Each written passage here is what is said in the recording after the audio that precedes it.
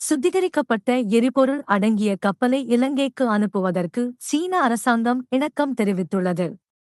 அதற்கான திகதி மற்றும் எரிபொருளின் அளவு குறித்து கலந்துரையாடல்கள் நடைபெற்று வருவதாக இலங்கை பெட்ரோலிய கூட்டுத்தாபனம் அறிவித்துள்ளது. இன்று 5 நள்ளிரவு முதல் லாஸ் சமையல் எரிவாயு விலை அதிகரிக்கப்பட்டுள்ளது. 12.5 கிலோகிராம் சிலிண்டர் விலை 1070 ரூபாவினாலும் புதிய விலை 5700 ரூபா, 5 கிலோகிராம் சிலிண்டர் விலை 418 ரூபாவினாலும் புதிய விலை 2280 ரூபா அதிகரிக்கப்படுவதாக லாஸ் எரிவாயு நிறுவனம் அறிவித்துள்ளது.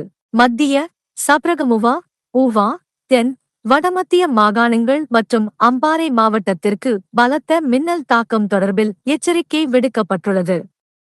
எச்சரிக்கை தொடர்பில் வளிமண்டலவியல் திணைக்களம் இன்று 5 அறிக்கை வெளியிட்டுள்ளது.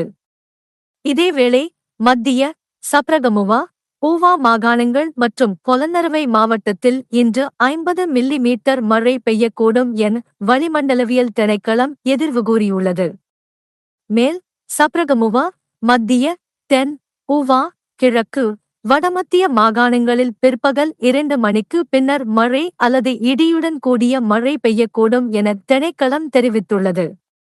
இடியுடன் கூடிய மழை பெய்யும் போது ஏற்படும் மின்னல் தாக்கங்களில் இருந்து பாதுகாத்துக் கொள்வதற்கான முன்னெச்சரிக்கை நடவடிக்கைகளை எடுக்குமாறு வளிமண்டலவியல் திணைக்களம் பொதுமக்களை அறிவுறுத்தியுள்ளது.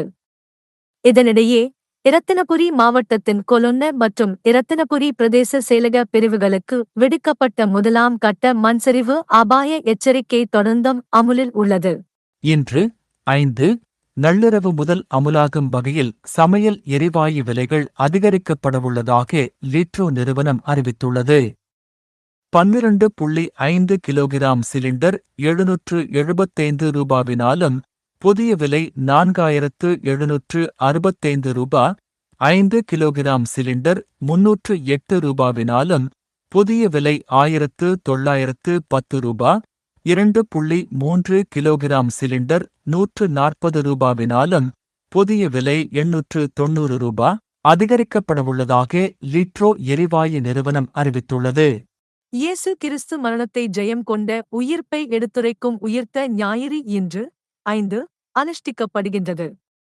சர்வதேச அளவில் இடம்பெறும் போர்களால் உணர்வற்று போய்விடாமல் அமைதிக்காக தொடர்ந்தும் உழைக்குமாறு பரிசுத்த பாரப்பரசர் லியோ வலியுறுத்தியுள்ளார். உயிர்த்த ஞாயிறு தினத்தை முன்னிட்டு புனித பீட்டர்ஸ் பெசிலிக்காவில் நடைபெற்ற நள்ளிரவு ஆராதனை திருப்பலியின் போது பரிசுத்த பாரப்பரசர் இதனை தெரிவித்தார். போர், அநீதி, மக்கள் மற்றும் நாடுகளை தனிமைப்படுத்துவதன் ஊடாக மக்களிடையிலான பிணைப்புகளை துண்டிக்கப்பட்டுள்ளதாக பரிசுத்த பாரப்பரசர் கூறினார். நல்லிணக்கமும் அமைதியும் அனைத்து இடங்களிலும் செழிப்பதற்கு நீதிக்காக போராடிய புனிதர்களின் முன்னுதாரணத்தை பின்பற்றுமாறும் அவர் வலியுறுத்தினார். நம் எண்ணங்களுக்கேற்ற வகையில் நவீன டிசைன்களின் நகைகள், பாரம்பரியத்தை தொட்டுணர்த்தி கைராசியோடு நம்பிக்கை இணையும் தருணம். வெளிநாடுகளுக்கான புதிய சேவை துறையில் முன்னணி நிறுவனமான அருள் குளோபல் எக்ஸ்பிரஸ் மற்றும் அருள்ஸ் பிரைவேட் லிமிடெட் நிறுவனங்களின் இணை நிறுவனம் அருள் ஜுவல்லரி. அழகான பந்தம், எல்லையில்லா ஆனந்தம்.